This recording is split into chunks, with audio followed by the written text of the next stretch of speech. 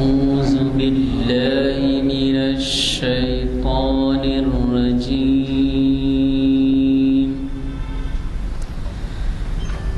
بسم الله الرحمن الرحيم.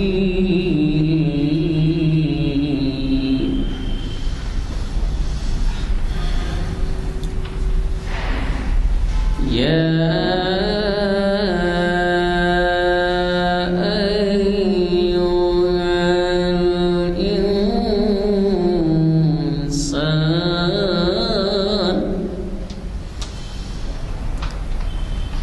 ما غرك بربك الكريم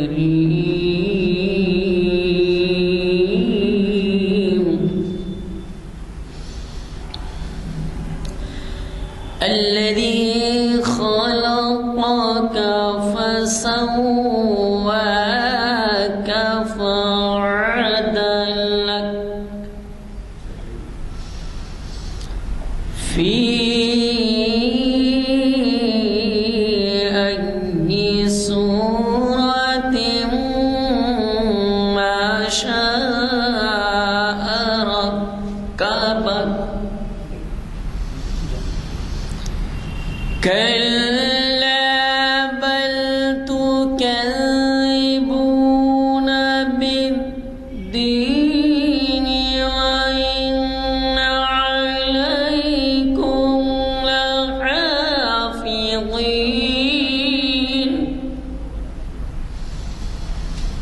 كراما كاتبين يعلمون ما تفعلون إن الأبرار لفي نعيم وإن الفجار لفي جحيم صدق الله العظيم. قبل اس کے کہ ڈاکٹر صاحب اپنا اصل سبجیکٹ پہ آپ سے مخاطب ہوں، میں یہ عرض کرنا چاہتا ہوں کہ مولانا آزاد کے تعلق سے آج کل مختلف جگہ مباحث تقریریں سب ہو رہی ہیں اور مختلف پہلوؤں پہ گفتگو ہو رہی ہے. اسی سلسلے میں مولانا کی ایک تقریر کا ایک چھوٹا سا اقتباس آپ کے پیش نظر آپ کو سنا رہا ہوں، سنیے. وہ فرماتے ہیں مولانا، میں مسلمان ہوں اور فخر کے ساتھ محسوس کرتا ہوں کہ مسلمان ہوں. اسلام کی 1300 برس کی شاندار روایتیں میرے ورثے میں آئی ہیں. میں تیار نہیں کہ اس کا چھوٹا سا حصہ بھی ضائع ہونے دوں. اسلام کی تعلیم، اسلام کی تاریخ، اسلام کے علوم و فنون، اسلام کی تہذیب میری دولت کا سرمایہ ہے. میں مذہبی اور کلچرل دائرے میں ایک خاص ہستی ہوں اور میں برداشت نہیں کر سکتا کہ اس میں کوئی مداخلت کرے. لیکن ان تمام احساسات کے ساتھ میں ایک اور احساس بھی رکھتا ہوں. اسلام کی روح مجھے اس سے نہیں روکتی، وہ اس راہ میں میری رہنمائی کرتی ہے. میں فخر کے ساتھ محسوس کرتا ہوں کہ میں ہندوستانی ہوں. میں ہندوستان کا اور ناقابل تقسیم متحدہ قومیت کا ایک عنصر ہوں جس کے بغیر اس کی عظمت کا ہیکل ادھورا رہ جاتا ہے. میں اس کی تکوین کا ایک ناگزیر عامل ہوں اور میں اس دعوے سے کبھی دستبردار نہیں ہو سکتا. یہ مولانا کا خطبہ ہے. خطبات میں سے مولانا شورش کاشمیری صاحب نے یہ انتخاب کیا.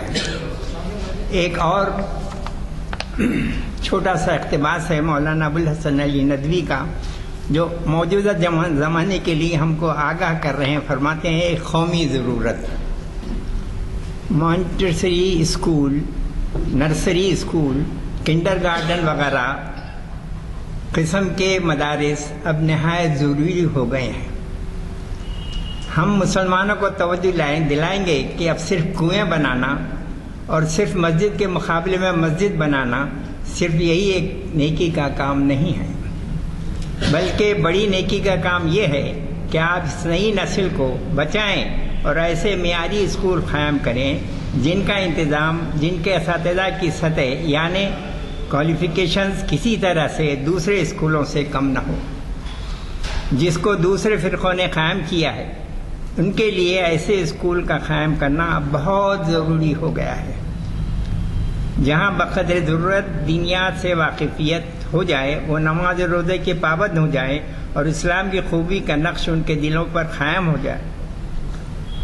جائے اور وہ اپنے مسلمان ہونے پر فخر کریں۔ یہ بھی مولانا ابوالحسن علی ندوی کا ایک چھوٹا سا بیان تھا۔ میں ڈاکٹر صاحب شکریہ۔ اعوذ باللہ من الشیطان الرجیم، بسم اللہ الرحمن الرحیم، الصلاۃ والسلام علی رسولہ الکریم، اما بعد میرے محترم بھائیو السلام علیکم۔ میرے محترم بھائیو، میں جو ہے یہاں پہ اپنے ایکسپیرینس سے جو کچھ سیکھ رہا ہوں وہ یہ ہے کہ جتنا ہو سکا مواد جو ہے وہ کم سے کم آپ کے سامنے پروجیکٹ کروں، تاکہ وقت کی کمی کا جو احساس بعض سننے والوں کو بھی ہوتا ہے اور بعض دفعہ مجھے بھی ہوتا ہے، تو وہ چیز نہ ہو۔ آج میں نے اتنے لیکچرز دیے ہیں آپ کے پاس، مگر ہر وقت کبھی آدھا ہی جو ہے اسٹف میں آپ کے سامنے پیش کر سکتا ہوں اور کبھی جو ہے وہ 3 پاؤ، کبھی تکمیل تو ہوا نہیں۔ بہرحال یہ ہے کہ یہ میری نااہلی بھی بولی ہے آپ کہ میں گھر میں تیاری کر کے اگر پڑھ کے دیکھوں کہ یہ میرا 40 منٹ کے اندر یا 45 منٹ میں ہو جائے گا یا یہ مضمون میرا، تو ہو سکتا ہے کہ ٹائم جو ہے نا میں کیپ اپ کر سکوں، مگر ہوتا یہ ہے کہ گھر میں کہاں جو ہے وہ آدمی اگر لکھی ہوئی تقریر ہے آدمی پڑھ کے دیکھ سکتا ہے کہ کتنے منٹ میں پڑھ لوں۔ میں تو لکھی ہوئی تقریر میں کرتا ہی نہیں ہوں۔ تو بہرحال یہ میری تھوڑی سی جو ہے یہ ہے کوتاہی ہے، اور اس کو جو ہے میں آج آپ کے سامنے چاہ رہا تھا کہ میں مسجد خرطبہ اسٹارٹ کر دوں، اقبال کی مشہور نظم، مگر میں نے دیکھا اگر میں نے شروع کیا تو نہ وہ ادھر کی رہے گی نہ ادھر کی رہے گی۔ جس طرح اس سے پہلے جو ہے وہ تاریخ کی دعا وہ بھی ادھوری رہ گئی تھی، اور اس لیے میں نے جو ہے آج یہ سوچا کہ میں پہلے اقبال کے اسپین کے سفر کے تعلق سے چند معلومات آپ کے گوش گزار کروں جو میرے علم میں ہیں۔ اقبال جو ہے وہ نہ ہی صرف مذہب، فلسفہ اور ادب کے طالب علم تھے، بلکہ اقبال کو تاریخ سے بھی بہت دلچسپی تھی، اور اقبال نے اس دلچسپی کا اظہار جگہ جگہ جو ہے کیا، اور مسلم قوم کو یہ بتایا کہ تاریخ کا مطالعہ جو ہے وہ کتنا اہم ہوتا ہے ایک انسان کی زندگی کے اندر۔ نوجوان نانا اسلام سے خطاب کرتے ہوئے اپنی نظم کے اندر اقبال کہتے ہیں، نہیں تجھ کو تاریخ سے آگاہی کیا، نہیں تجھ کو تاریخ سے آگاہی کیا، خلافت کی کرنے لگا تو گدائی۔ اقبال کے نزدیک وہ یہ تھا کہ حکومت وہ ایک عارضی چیز ہوتی ہے، اور نوجوان نانا اسلام سے اقبال کہتے ہیں کہ خلافت کا کیا رونا، وہ تو ایک عارضی شے تھی، نہیں دنیا کے آئین مسلم سے کوئی چارہ، مگر اقبال ایک بڑی بامانہ بات بولتے ہیں دوسرے شعر میں. وہ کہتے ہیں مگر وہ علم کی موتی کتابیں اپنی آبا کی جو دیکھیں ان کو یورپ میں تو دل ہوتا ہے سہ پارا. میرے بھائیو، اقبال اسپین کی تاریخ کا بڑا گہرا مطالعہ کیا، اور خصوصاً اسپین کی مسلم تاریخ کا. آپ کو معلوم ہے کہ مسلمانوں نے 850 سال اسپین کے اوپر حکومت کی،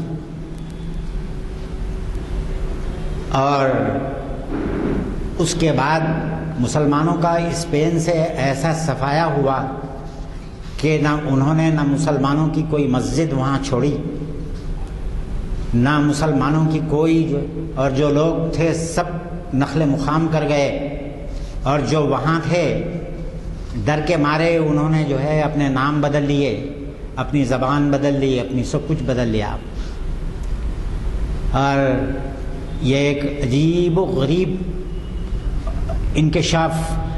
میں اقبال کی تصانیف پڑھ رہا ہوں تو مجھے نظر آ رہا ہے 850 سال حکومت کرنے کے بعد اقبال کہہ رہے ہیں کہ مجھے اسپین کے کسی شہر میں کوئی قبرستان نظر نہیں آیا مسلمانوں کا. ان ظالموں نے نہ ہی صرف مسلمانوں کا قتل عام کیا اور ان کو ملک سے نکالا، بلکہ ان کا کوئی نشان تک رہنے نہیں دیا، اور ان کے جتنے قلعے تھے اور ان کی جو تاریخی یادگاریں تھیں ان سب کو کھنڈر بنا دیا، اور جو چیز بچی ہوئی رہی وہ صرف مدینہ الزہرا رہ گیا اور مسجد قرطبہ.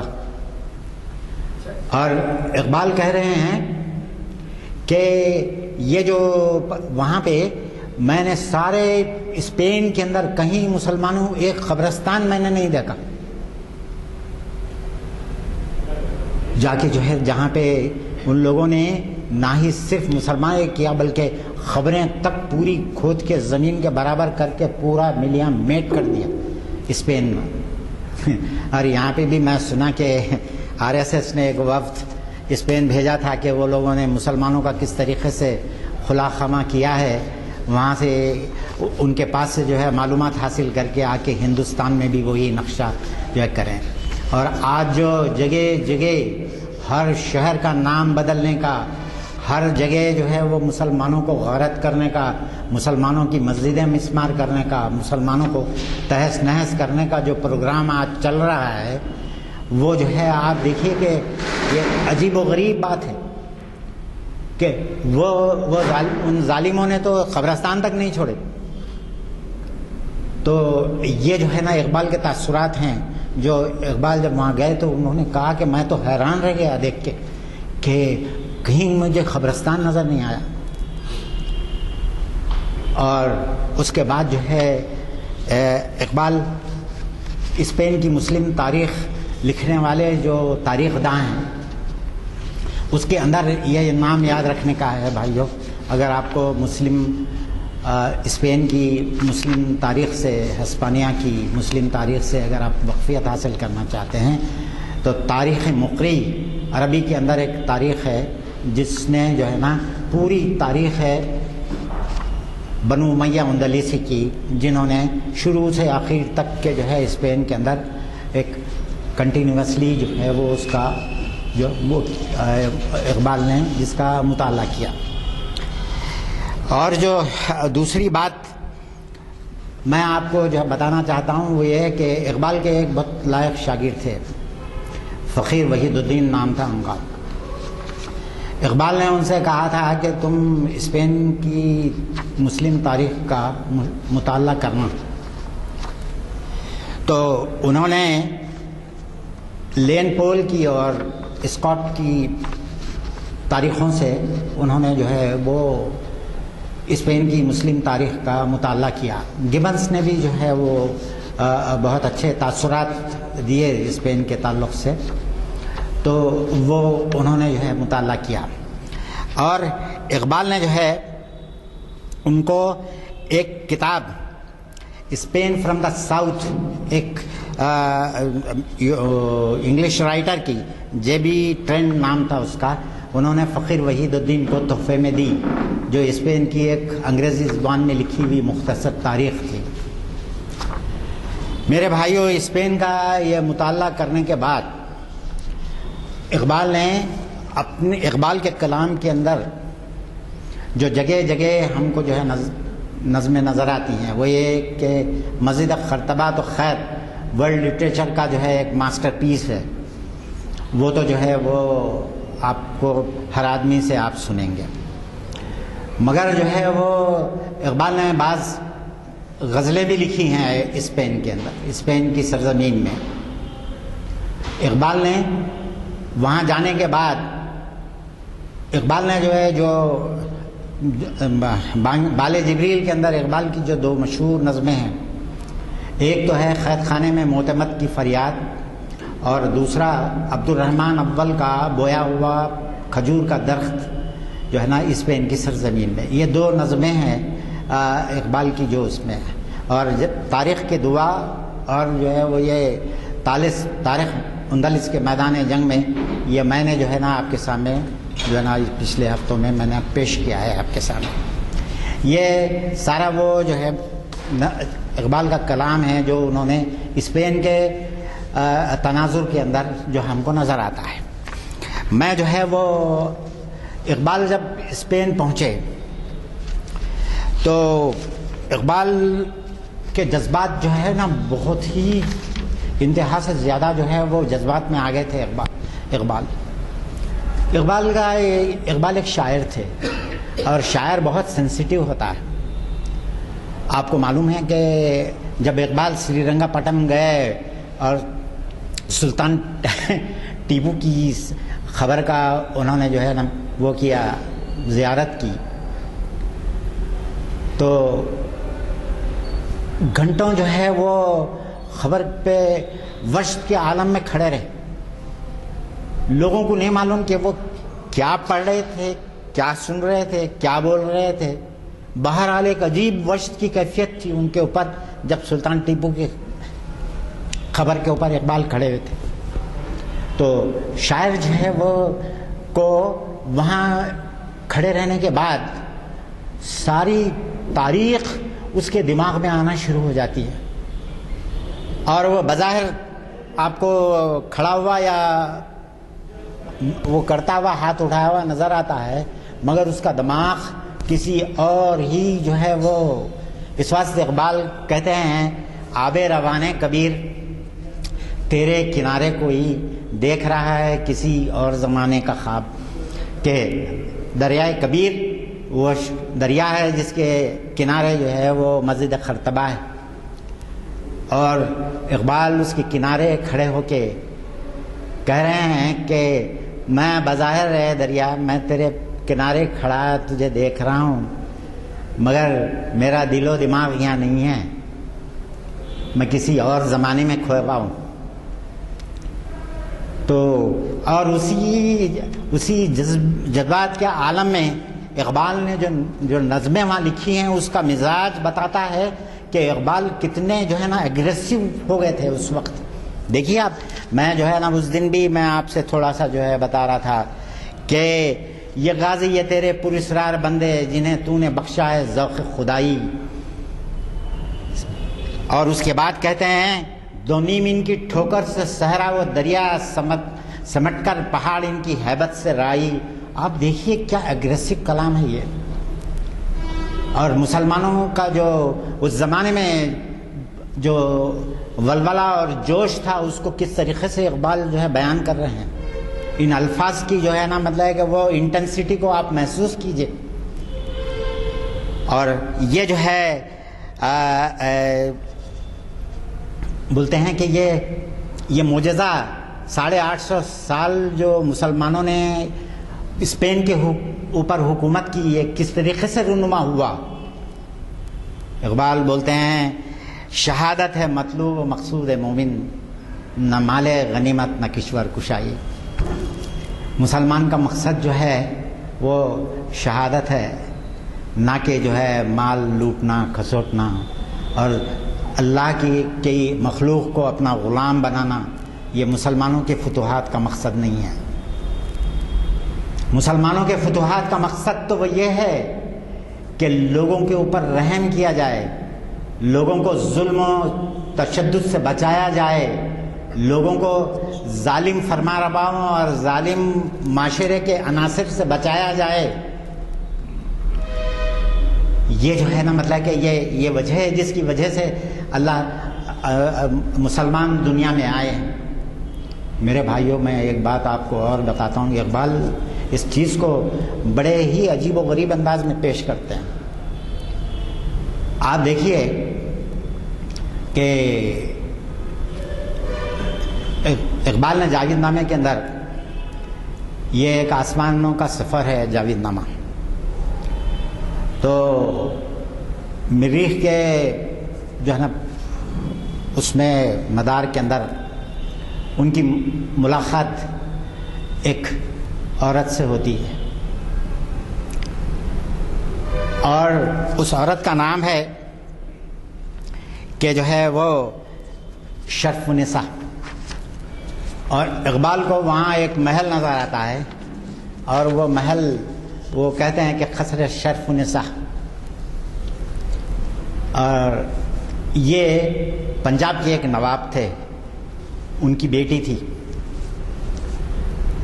شرف النساء. اس نے شادی نہیں کی. زندگی بھر جو لوگ اس کی واقف ہیں اس کی زندگی سے، اور اقبال خود واقف تھے، اسی لیے انہوں نے اتنی بڑی جو ہے نا پیام مشرق جیسی کتاب کے اندر اس کا ذکر کر کے اس کو حیات جاویداں بخش دی. وہ جو ہے شرف النساء کا عالم یہ تھا کہ انہیں وہ اپنے گلے میں جوزدان کے اندر قرآن لٹکائی ہوئی تھی، اور اپنی کمر سے تلوار. انہیں وہ کہتی تھی کہ محمد صلی اللہ علیہ وسلم نے دنیا کو صرف 2 چیزیں دیے ہیں، صرف 2، ایک یہ قرآن اور ایک یہ تلوار. اور اس کا بالکل جو ہے میں بتایا کہ وہ بالکل صحیح تھا اس کا تجزیہ اس شرف النساء کا. اس واسطے اقبال نے اس کو جو ہے نا یہ مقام دیا.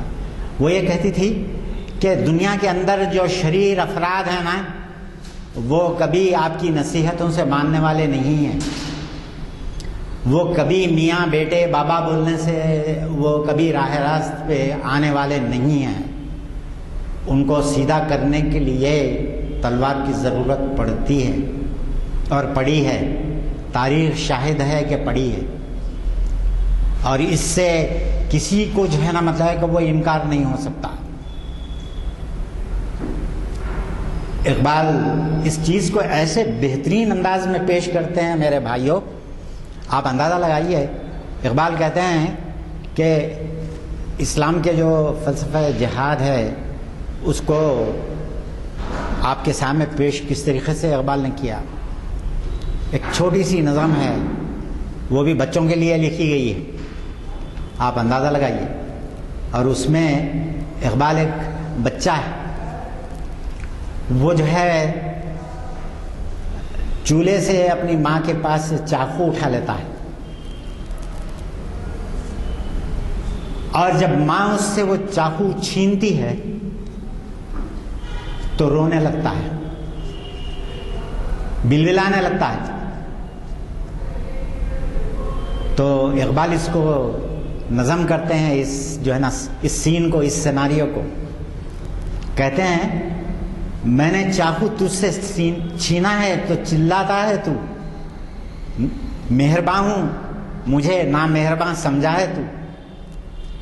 میرے بھائیوں، اسلامی جہاد یہ ہے کہ شریر افراد کے ہاتھ سے تلوار کھینچ لی جائے، شریر افراد کے ہاتھوں سے تلوار کھینچ لی جائے. یہ اسلام کے جہاد کا فلسفہ ہے جو اقبال جو ہے بیان کرتے ہیں.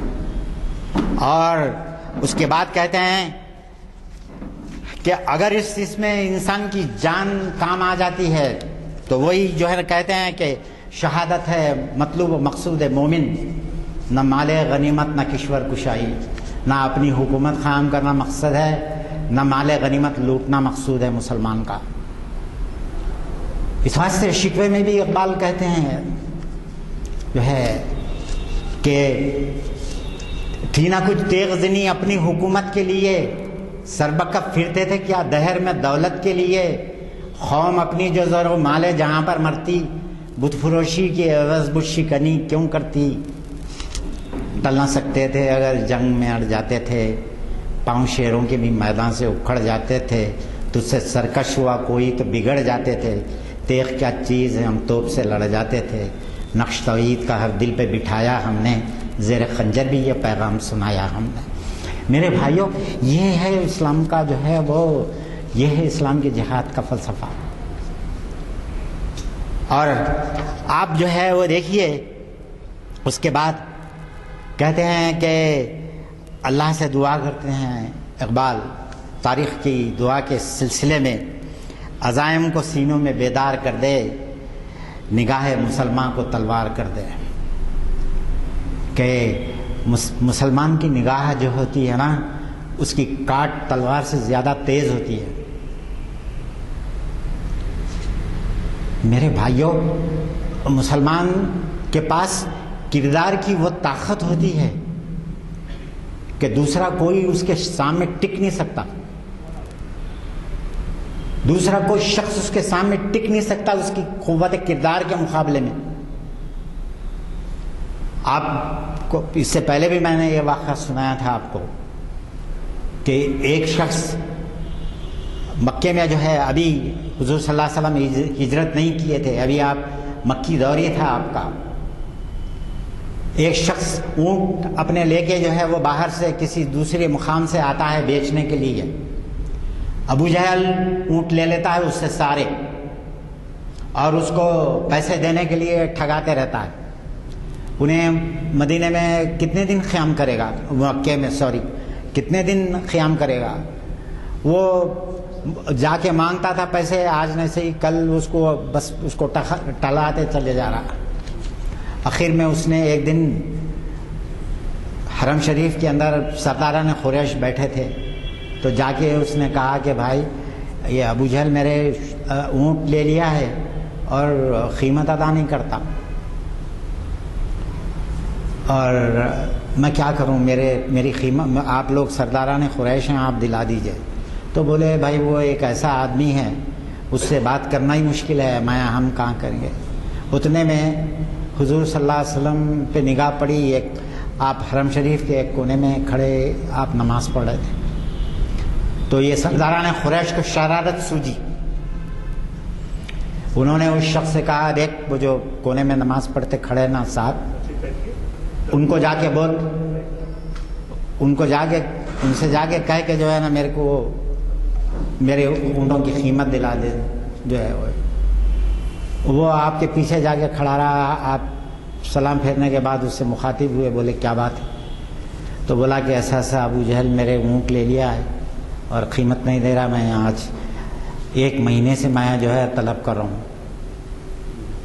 تو آپ صلی اللہ علیہ وسلم بولے چل میرے ساتھ چل، اٹھے، اس کو لے کے جو ہے نا حضور صلی اللہ علیہ وسلم ابو جہل کے گھر گئے۔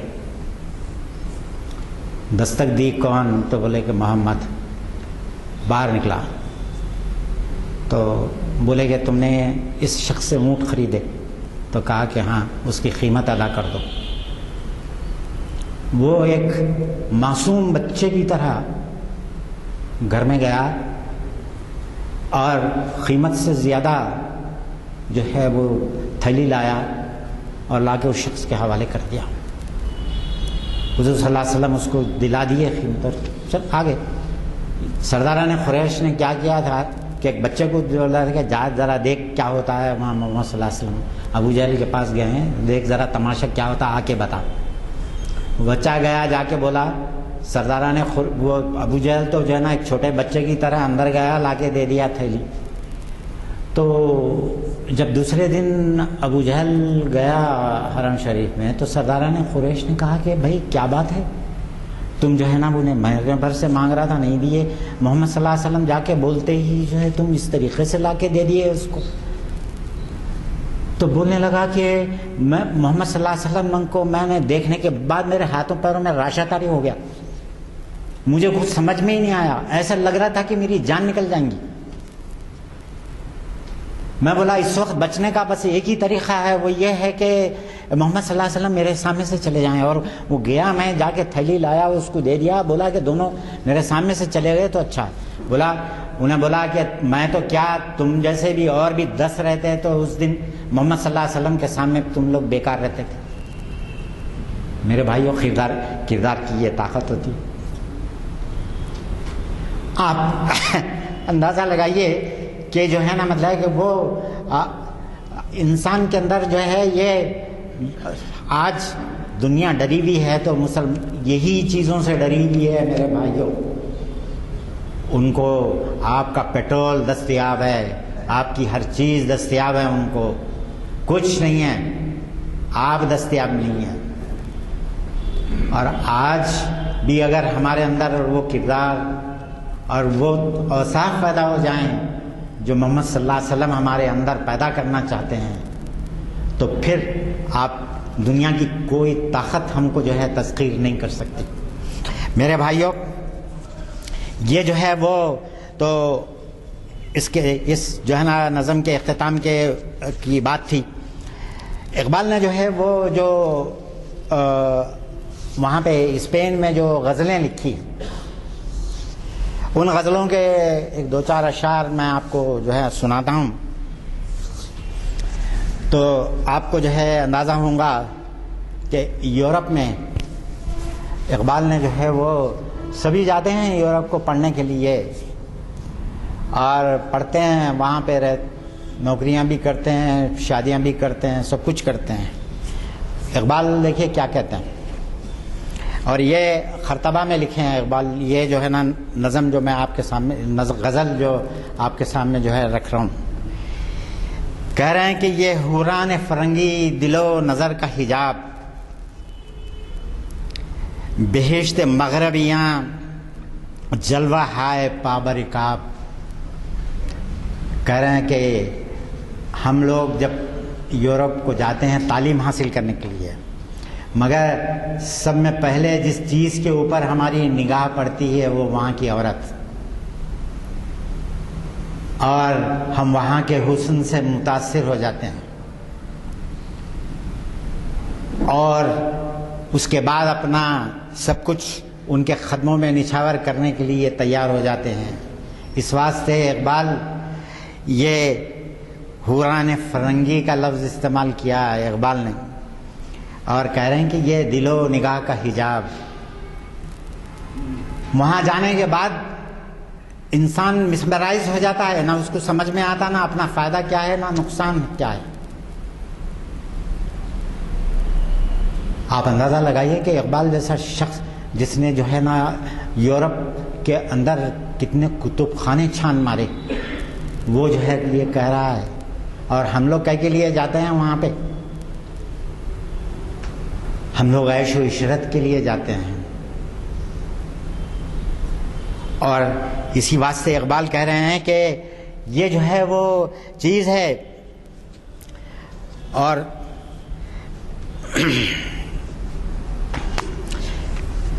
ایک نصیحت کر رہے ہیں اس کے بعد, دل و نگاہ کا سفینہ سنبھال کے لے جا. جو مسلم طالب علم وہاں پہ علم حاصل کرنے کے لیے جاتے ہیں ان کو اقبال نصیحت کر رہے ہیں, کہہ رہے ہیں کہ دل و نگاہ کا سفینہ سنبھال کر لے جا, کہ اپنی نگاہ اور اپنے دل کو جو ہے نا سنبھال کے لے جا یہاں سے, کیونکہ جو ہے وہ آپ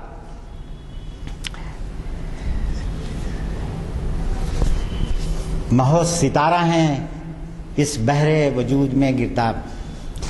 میرے بھائیوں, آپ دیکھیے گا کہ ایک انسان جو اتنا زیادہ یورپ کو دیکھا ہے وہ نصیحت کر رہا ہے کہ کیا ہے کہ ہم کو جو ہے وہ ہماری سب میں پہلے جو چیز جو ہماری یہ ہے کہ ہمارا اپنا تشخص، ہمارا اپنا مذہب، ہماری اپنی معاشرت، ہمارا اپنا جو ہے یہ آپ دیکھیے کہ وہاں پہ کیا ہے، آج کسی مسلمان عورت کو پردہ کرنے نہیں دیتے ہیں، کسی مسلمان عورت کو حجاب پہننے نہیں دیتے ہیں، کسی مسلمان عورت کسی مسلمان کو جو ہے نا وہ کھلے میں جو ہے نا عبادت کرنے نہیں دیتے ہیں. اور آج ہندوستان میں بھی وہی ہو رہا ہے. 15 منٹ کی نماز چپ رہی ہے ان کو اوپن کے اندر جو ہے وہ. تو یہ جو ہے وہ یہ کہہ رہے ہیں کہ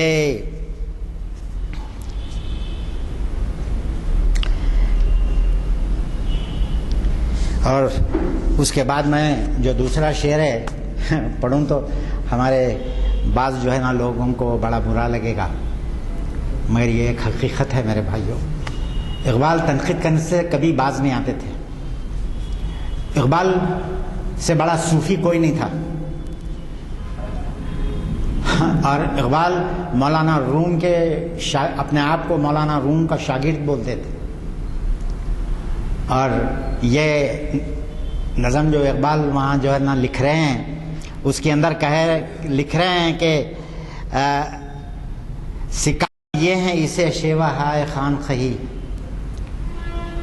سکھا دیے ہیں اسے شیوا ہائے خان خہی، فقیہ ہے شہر کو صوفی نے کر دیا ہے خراب. کہ جو ہے وہ آپ دیکھیے کہ جو ہے وہ ہمارا مذہب جو ہے وہ خانخواہوں کے لیے نہیں آیا تھا میرے بھائیوں. ایک زمانے میں ہماری جو خانخواہیں تھیں بقول جو ہے اقبال کے، وہ خانخواہوں میں کچھ اور تربیت دی جاتی تھی، مگر آج ان خانخواہوں میں وہ تربیت نہیں دی جاتی جو اس زمانے میں جو ہے ان خانخواہوں میں دی جاتی تھی. اس کو اقبال نے ایک جگہ ایک شعر میں بڑے بہترین انداز میں جو ہے پیش کیا ہے کہ کہتے ہیں کہ جو ہے وہ خم باذن اللہ کہہ سکتے تھے جو رخصت ہوئے. میں نے آپ کو اس سے پہلے بھی حضرت غوث اعظم دستگیر رحمۃ اللہ علیہ کا میں نے آپ کو جو ہے وہ ایک واقعہ سنایا تھا کہ ایک جگہ جو ہے نا لوگ ان سے بحث کر رہے تھے کہ مرنے کے بعد دوبارہ اٹھایا جائے گا کہ نہیں جائے گا. اور بعض وہ لوگ جو دہریے تھے، جو خدا کے وجود کو نہیں مانتے تھے، وہ حضرت کے ساتھ بحث کر رہے تھے کہ مرنے کے بعد دوبارہ اٹھایا جائے گا نہیں. تو اتنے میں ایک جنازہ جا رہا تھا، حضرت کو جوش آ گیا، جنازے کے لوگوں سے کہا کہ اتارو، نیچے اتار دو، جنازہ اتار دیجیے. بولے میت کو باہر نکال دے. میت کو باہر نکال دی. اس کے بعد ٹھوکر مارے، کہا کہ قم باذن اللہ، اللہ کے حکم سے اٹھ جا. اور مردہ اٹھ کے بیٹھ گیا. اقبال اس واقعے کو بیان کرتے ہوئے لکھتے ہیں قم باذن اللہ کہہ سکتے تھے جو رخصت ہوئے، خانخواہوں میں مجاور رہ گئے یا گورکن. آج کل جو ہے نا جو خانخواہ ہیں اس کے اندر یا تو خبر کے پجاری مجاور رہ گئے ہیں یا تو جو ہے نا مطلب کہ خبر کھودنے والے رہ گئے ہیں. خانخواہوں میں قم باذن اللہ کہنے والے رخصت ہوئے. قم باذن اللہ کہہ سکتے تھے جو رخصت ہوئے، خانخواہوں میں مجاور رہ گئے یا گورکن. میرے بھائیوں، میں جو ہے وہ چونکہ اقبال کے کلام کا چھوٹا موٹا حافظ ہوں، اس لیے میں یہ آپ کے سامنے یہ ساری چیزیں پیش کر رہا ہوں. اور جو لوگ اقبال کے کلام کو اتنا گھول کے نہیں پی گئے ہیں ان کے لیے یہ مواد آپ کے سامنے پروجیکٹ کرنا بہت مشکل ہے. میں یہ کوئی خود ستائی کے لیے اور خود ستائش کے لیے نہیں پیش کر رہا ہوں، بلکہ میں نے بڑی محنت کر کے اقبال کے کلام کو یاد کیا ہے. اور آپ سے بھی یہ گزارش کر رہا ہوں کہ آپ بھی یاد کیجئے اقبال کے کلام کو. خالی نثر میں اقبال کو پیش کرنے سے اقبال کا امپیکٹ نہیں ہوتا ہے وہ قلوب کے اوپر. جو اقبال کا شعر پڑھنے سے اقبال کے آپ کے اوپر اقبال کے کلام کا جو امپیکٹ ہوتا ہے، وہ اقبال کے کلام پڑھنے سے جو امپیکٹ ہوتا ہے وہ جو ہے خالی پیلی کے میں نثر میں یا میں تقریر میں کہہ دوں تو وہ آپ کے اوپر وہ اثر نہیں ہوتا. میں نے یہاں پہ کئی تقریریں سنی ہیں, 5 اشعار نہیں بول سکتے کوئی جو ہے نا اقبال کے زبانی آپ بٹھا کے پوچھیے. تو میرے بھائیوں, یہ جو ہے وہ میرا بولنے کا مطلب یہ ہے کہ اقبال سے محبت کا ایک پیمانہ یہ بھی ہے کہ آپ اقبال کے کلام کو پڑھیں. آپ دیکھیے اللہ سے محبت کا پیمانہ کیا ہے ہمارے پاس, قرآن. کتنے لوگوں کو قرآن یاد ہے؟ جو حافظ ہیں وہ تو حافظ ہیں, مگر حافظوں سے ہٹ کے کون ہے جو تقدو کر کے جستجو کر کے ایک قرآن کا بڑا حصہ زبانی یاد کر لیتا ہے, یا خصوصاً اتنے وہ حصے جو آپ کو بہت زیادہ پسند ہیں تلاوت کے دوران, جب آپ نے تفسیر اور جو ہے ترجمہ پڑھتے پڑھتے آپ کو بعض مقامات بڑے پیارے لگے اور آپ چاہتے ہیں کہ ان کو زبانی یاد کر لیں. آپ کتنا آپ نے اسٹڈی کی ہے قرآن کی, کتنا آپ نے پڑھا ہے؟ اقبال کو تو چھوڑیے. تو میرے بھائیوں, یہ وہ چیز ہے جس سے جو ہے نا بدلا ہے کہ وہ سکھا دیے ہیں اسے شیوہائے خان خہی, فقیہ شہر کو صوفی نے کر دیا ہے خراب. اس کے بعد ایک شعر بولتے ہیں اقبال, جو اسپین ہی میں خرطبہ ہی میں کے اندر لکھ سکتے تھے اقبال وہ شعر. وہ بولتے ہیں, وہ سجدہ روح زمیں جس سے کانپ جاتی تھی, وہ سجدہ روح زمیں جس سے کانپ جاتی تھی, اسی کو آج ترستے ہیں ممبر و محراب. آج جو ہے ممبر و محراب اسی سجدے کو تڑپتے ہیں جو سجدے سے جو ہے نا روح زمیں کانپ جاتی تھی. اور اس واسطے اقبال جو ہے نا اذان کے تعلق سے بھی اقبال ویسے ہی کہتے ہیں کہ الفاظ و معانی میں تفاوت نہیں, لیکن کہ الفاظ اور معانی تو وہی ہیں, ہر ایک وہی طریقے سے ہی اذان دیتا ہے. الفاظ و معانی میں تفاوت نہیں, لیکن مجاہد کی اذان اور ہے, ملا کی اذان اور ہے, مجاہد کی اذان اور. کہ مجاہد کی اذان کچھ اور ہوتی ہے, ملا کی اذان کچھ اور ہے. میرے بھائیوں, یہاں پہ جو ہے نا وہ یہ ہے کہ اقبال کے نزدیک جو ہمارے دین کا کنسپٹ ہے وہ مجاہدہ ہے. اور ہر نظم میں, ہر جگہ, ہر کتاب کے اندر, ہر مضمون میں, ہر جو ہے نا اقبال کی جو ہے نا وہ نظم آپ اٹھا کے دیکھ لیجئے, ہر جگہ مسلمان کو صرف اکساتے ہیں عمل کے لیے اور مسلمان کو مجاہدے کے لیے اکساتے ہیں. اور جب آپ جو ہے وہ کہہ رہے ہیں کہ ایک جگہ تو کہا کہ یا وسعت افلاق میں تکبیر مسلسل, یا خاک کی آغوش میں یا خاک کی آغوش میں تعبیر و مناجات, کہ جو ہے نا اقبال جو ہے کہہ رہے ہیں کہ مسلمان جو ہے نا اس کی 24 گھنٹے فقط اس کو جو ہے نا اللہ کے دین کی سربلندی کا سودا اس کے سر میں خام چلا وہ چھایا ہوا رہتا ہے. اور آپ دیکھیے کہ اس کو جو ہے وہ سجدہ جس سے روح زمین کانپ جاتی تھی, ترستے ہیں اسی کو آج محمر و محراب. اس کے بعد کہتے ہیں کہ سنی نہ مصر و فلسطین میں وہ اذاں میں نے, سنی نہ مصر و فلسطین میں وہ اذاں میں نے دیا تھا جس نے پہاڑوں کو ریشہ سیماب, جس نے پہاڑوں کو ہلا کے رکھ دیا تھا, وہ اذاں میں جو ہے نا نہ میں نے فلسطین میں سنی, نہ میں جو ہے نا میں نے کہ وہ مصر میں جو ہے نا میں نے کہیں سنی. لگ رہا ہے بھائیو آپ کو کہ اقبال کیا چیز تھے. سنی نہ مصر و فلسطین میں وہ اذاں میں نے دیا تھا جس نے پہاڑوں کو ریشہ سیماب, ہوائے خرطبہ. اس کے بعد کہہ رہے ہیں کہ اے ہوائے خرطبہ, اے ہوائے خرطبہ شاید ہے تیرا اثر, اے ہوائے خرطبہ شاید یہ ہے تیرا اثر, میری نوا میں ہے سوز و سرور عہد شباب. کہ میری نوا میں میری کلام کے اندر یہ عہد شباب کا ساتھ جو ہے نا جو ولولہ اور جوش جو میرے کلام کے اندر آ گیا ہے کہ اے ہوائے خرطبہ یہ تیری دین ہے. اور یہی جو چیز تھی. اقبال جو ہے وہ ایک انتہائی حساس انسان تھے. جب وہ خرطبہ پہنچے تو ان کی حالت عجیب و غریب جو ہے وہ ہو گئی، اور ان کا مطالعہ اسپین کی مسلم تاریخ کے تعلق سے بڑا گہرا تھا، اور انہیں یہ بات معلوم تھی کہ آج یورپ کی جو نشاط ثانیہ ہے وہ انہی جو ہے نا مطلب کہ وہ اسپین کی جو ہے وہ مسلمانوں کی دین ہے.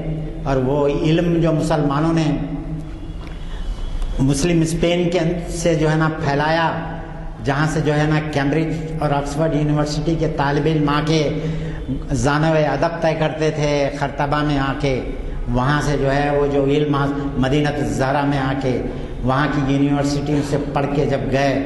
آپ کو معلوم ہونا چاہیے کہ ڈاروین جیسا شخص جو ہے نا وہ بھی ابن مسکویہ کی کتاب، جو بنو امیہ اندلس کا ایک باشندہ تھا، اس نے ابن مسکویہ اس نے ایک کتاب لکھی تھی اور ایولیوشن تھیوری کے اوپر.